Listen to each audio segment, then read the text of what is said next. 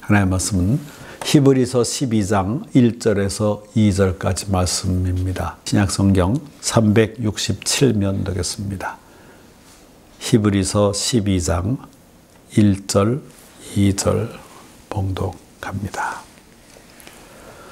이러므로 우리에게 구름같이 둘러싼 허다한 증인들이 있으니 모든 무거운 것과 올매이기 쉬운 죄를 벗어버리고 인내로서 우리 앞에 당한 경주를 하며 믿음의 주요 또 온전하게 하시는 이인 예수를 바라보자. 그는 그 앞에 있는 기쁨을 위하여 십자가를 참으사 부끄러움을 개의치 아니하시더니 하나님 보좌 우편에 앉으셨느니라. 아멘. 최근 미국에서 큰 산불이 난 거 다 아시죠? 서부 최대 도시 LA에서 동시다발적으로 산불이 이뤄진 가운데 잿더미 속에 홀로 화마를 견디는 3층 주택이 화재라는 기사와 사진을 보았습니다.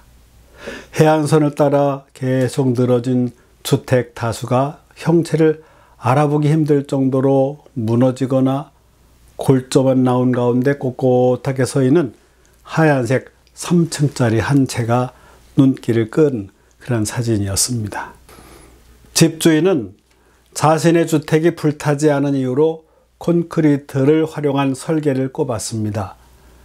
그 지역에서는 목조주택을 많이 짓는 것 같습니다. 그는 주택을 화재는 물론 지진에도 견딜 수 있도록 강력한 구조로 지었다는데 건물 지붕에는 방화제가 쓰였고 강한 파도에도 견딜 수 있도록 그 안반 속으로 15m까지 기반을 구축했다고 합니다. 돈도 많은 사람이었겠지만 의식이 문제이지요. 그 지역의 다른 이들은 다 가난한 사람들이 아니었을 것입니다. 기초가 든든해야 도전이 와도 극복할 수 있다는 기본을 무시하지 않고 지은 결과이지요. 집을 짓는데 기초가 중요하다는 말씀은 마태복음 7장 마지막 부분에 예수께서도 강조하셨습니다. 주의 말씀을 듣고 행동에 옮기는 사람이 신앙의 집을 제대로 짓는 것이라고 했습니다. 반석 위에 짓는 것입니다. 흔들리지 않은 것 위에 올라가야 흔들리지 않는다. 아주 간단합니다. 그래야 반석 위에 집을 지어야 비가 오고 창수가 나고 바람이 불어도 무너지지 않는다고 말씀하셨습니다. 눈에 보이는 집만 중요한 것이 아니라 보이지 않는 신앙의 집, 믿음의 집을 짓는 것도 마찬가지 원리입니다. 기초, 기본은 초보라는 의미가 아닙니다. 기초가 잘 되어야 과정에도 도움이 되고 마지막까지 힘을 얻을 수 있습니다. 새해를 맞이하면서 신앙의 기초를 강화하는 것이 중요하다고 생각되어 연결해서 말씀을 전합니다. 다시 기도로, 다시 말씀으로, 다시 믿음으로. 이 귀가 따갑게 기도와 말씀과 믿음이라고 하는 말을 들어오고 또 우리는 사용하고 있을 것입니다. 그런데 살아가면서 어느 시점에서는 다시 점검해야 할 거라 생각합니다.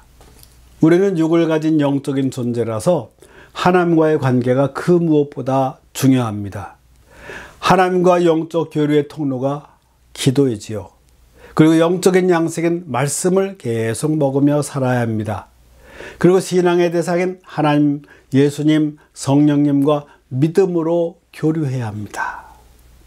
모든 것이 흔들려도 흔들리지 말아야 할 것은 영적 교류에 있어서 믿음입니다.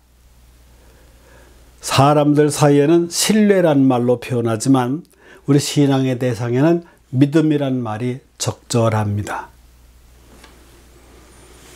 우리 생각에 믿음인 줄 알았는데 믿음이 아닌 경우들이 있습니다. 처음에는 혼동되는 부분이라 생각합니다.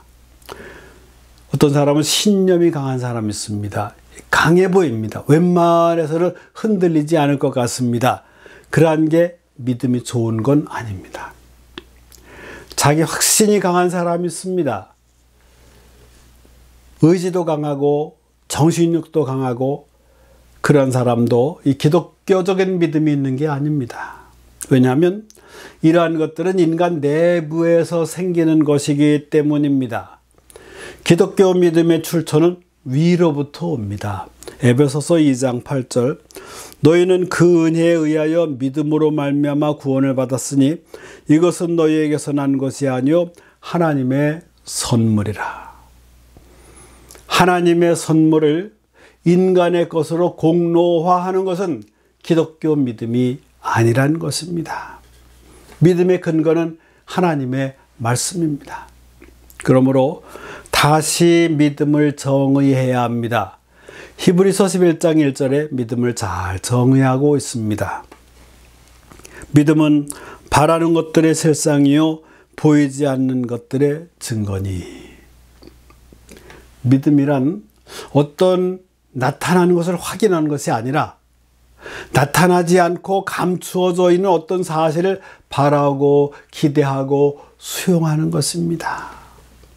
그러니까 눈에 보이지 않는 실제에 대해서 보는 것 이상으로 신뢰하고 기대하며 아직도 시간상으로는 미래에 있는 것이지만 현재 잡은 것처럼 믿고 전진하는 것을 말합니다. 정리하면 믿음은 하나님의 계시와 말씀에 대한 순종입니다. 믿음은 미래의 것을 받을 수 있는 받침대입니다. 히브리서 11장 1절 믿음은 바라는 것들의 실상이요. 이 실상이란 헬라어로는 히포스타시스인데 아래로부터 받쳐준다는 뜻입니다. 예를 들어볼까요? 아브라함은 갈대아 우르에서 하나님께서 그곳을 떠나 미지의 땅으로 가라고 했을 때 떠났습니다. 왜냐하면 미래 하나님의 약속의 땅을 받을 수 있는 받침대인 믿음이 있었기 때문입니다. 모세는 홍해 바다가 가로막혀 있을 때 홍해가 갈라지는 역사를 바라볼 수 있는 받침대가 있었기 때문에 믿음으로 순종하여 기적을 경험하고 이스라엘이 구원받을 수 있었습니다.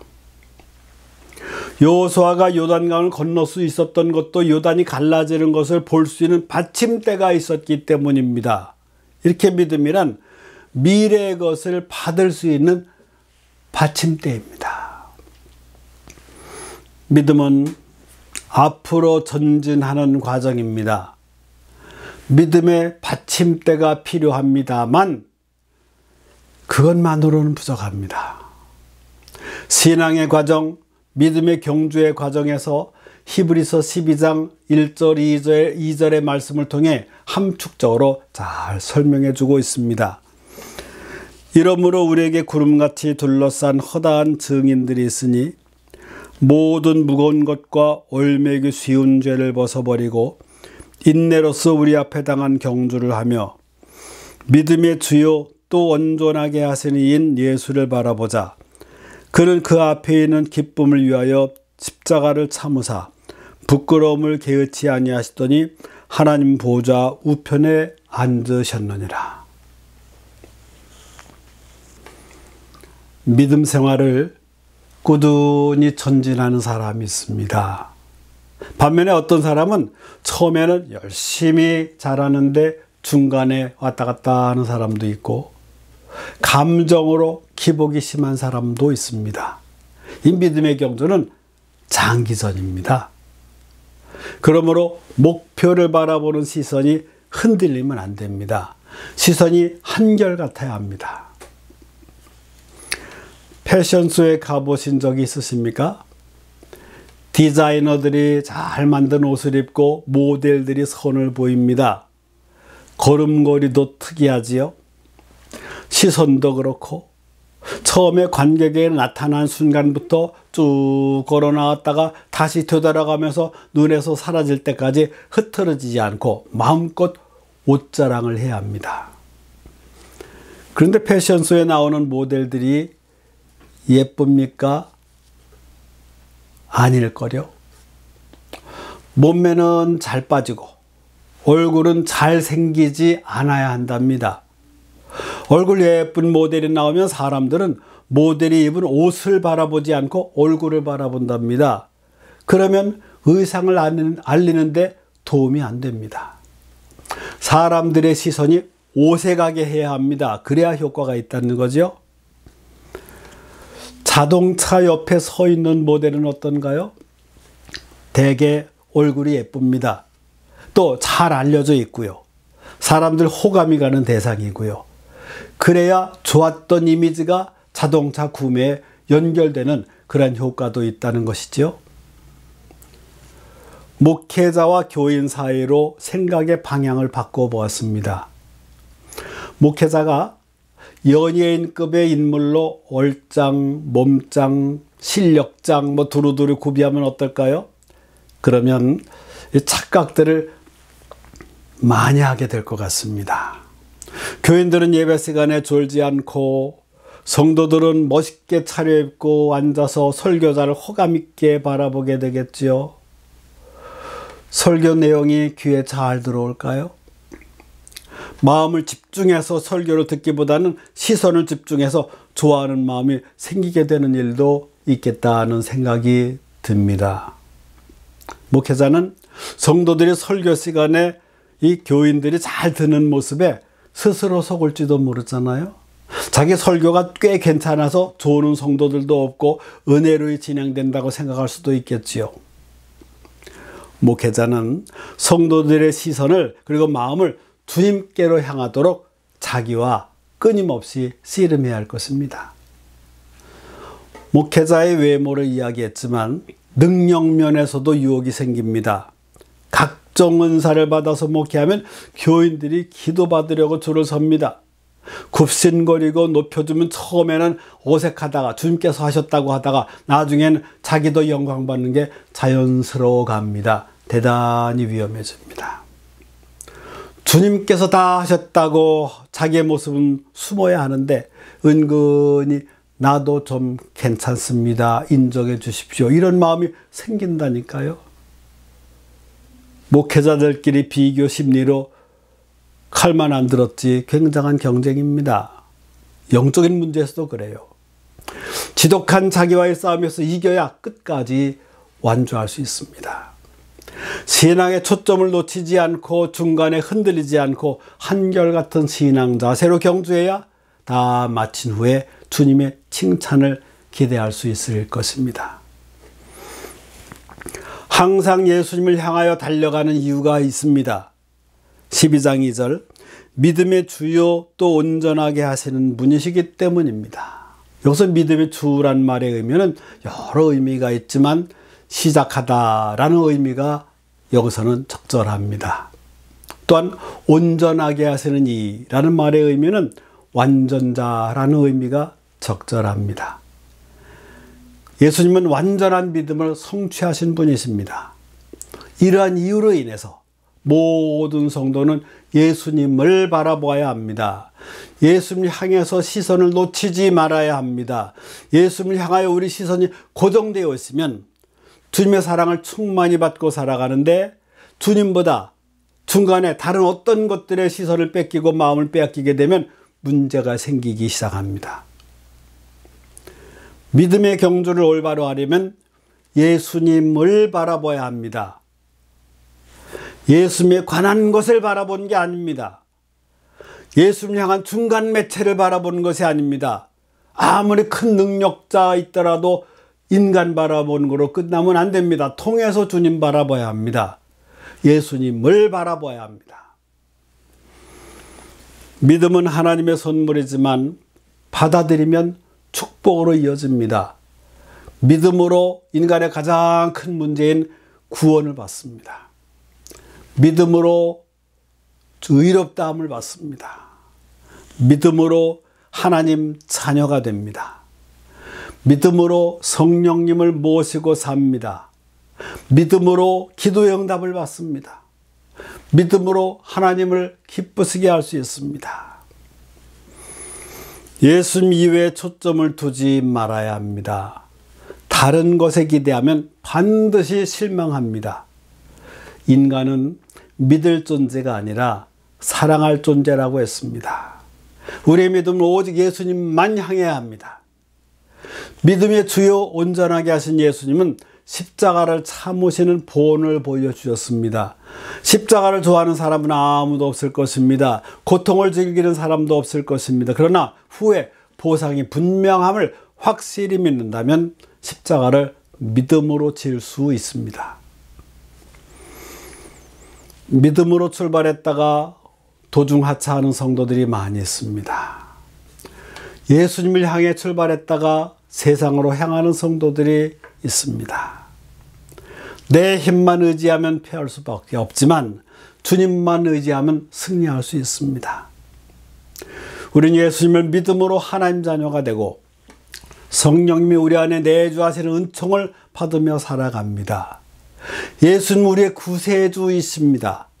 예수님 우리의 믿음의 경주에 동행하시는 분이십니다. 예수님 우리의 결승점에서 기다리시는 분이시기도 합니다. 예수님 바라보고 예수님과 동행하면서 나아가는 것이 믿음의 경주입니다. 믿음의 경주에 필요한 요소들이 있습니다. 예수님을 향하여 달려가기 위해서는 해야 할 것이 있습니다. 1절에 모든 무거운 것, 올매기 쉬운 죄를 벗어버려야 합니다. 장거리 경주에는 할 수 있는 대로 몸을 가볍게 해야 합니다.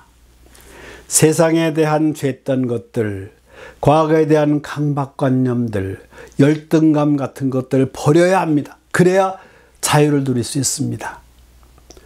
교회에 나와서도 죄를 해결하지 못하고 세상 죄를 혼자 지는 것처럼 힘들어하면 곤란합니다. 온갖 짐들을 가볍게 해야 신앙의 장거리 경주를 할 수 있습니다.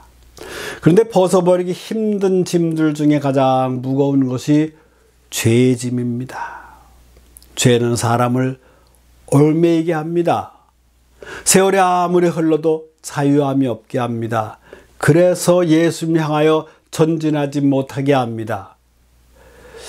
전진하는 것 같다가도 후퇴시켜버립니다. 하늘 높이 올라간 것 같다가도 다시 땅바닥에 떨어지게 합니다. 다른 짐들은 어느 정도 인간의 의지로 극복이 됩니다만 죄의 문제만큼은 인간의 영역 밖입니다. 오직 주님께로 가져가야만 해결이 됩니다. 그래서 주님께서 초청하십니다. 마태복음 11장 28절 수고하고 무거운 짐진 자들아 다 내게로 오라 내가 너희를 쉬게 하리라. 예수님의 십자가의 보혈의 공로는 용서하시지 못할 죄가 없습니다. 오직 믿음으로 맡겨야 깨끗이 용서받을 수 있습니다. 그래야 장거리 장애물 경주를 가볍게 뛰어갈 수 있습니다. 예수님을 향하여 믿음의 경주하기 위해서는 구체적으로 우리 앞에 당한 경주를 해야 합니다.